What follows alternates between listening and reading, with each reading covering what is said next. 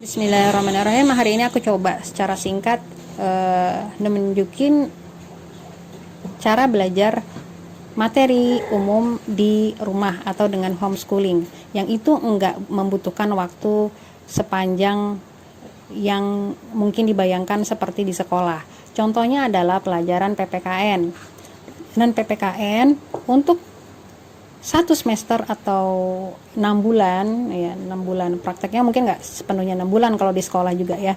Nah kalau di kita itu bahkan lebih cepat lagi. Kenapa? Karena satu materi satu semester itu kita lihat yang kelas 1 untuk PPKN adalah latihan bab 1, latihan bab 2 dan langsung ujian. Ini berarti dalam 1 semester anak hanya mempelajari 2 bab atau materi pelajaran. Ini kelas 1 ya. Dan alhamdulillah materinya memang untuk kelas 1 lebih mudah. Tapi untuk kelas 1 catatannya adalah memang anak masih sangat perlu didampingi karena mereka masih harus memahami konsep pertanyaan atau maksud pertanyaan atau memahami cara menjawab yang seperti itu. Ini untuk pelajaran PPKN. Nah, untuk meyakinkan bahwa anak memahami 2 bab ini, biasanya makanya kita memerlukan buku latihan lainnya atau meminta anak mengerjakan latihan di buku pelajarannya.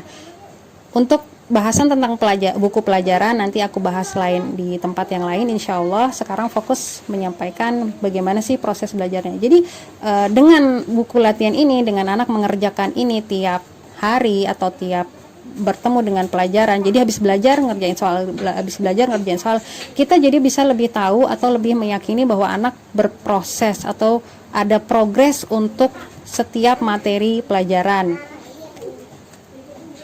Dan untuk pelajaran selain matematika itu dilakukan dengan berselingan, sedangkan matematika kita lakukan tiap hari. Kenapa seperti itu? Itu juga akan dibahas di tempat lain insya Allah. Nah, kita lihat coba pelajaran lain ya. Misalnya Senin misalnya kita mengerjakan matematika dengan PPKN, kemudian hari Selasa mengerjakan IPA dengan matematika.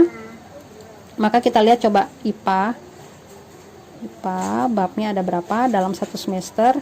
1, 2, 3, 4. Ya, 4 bab.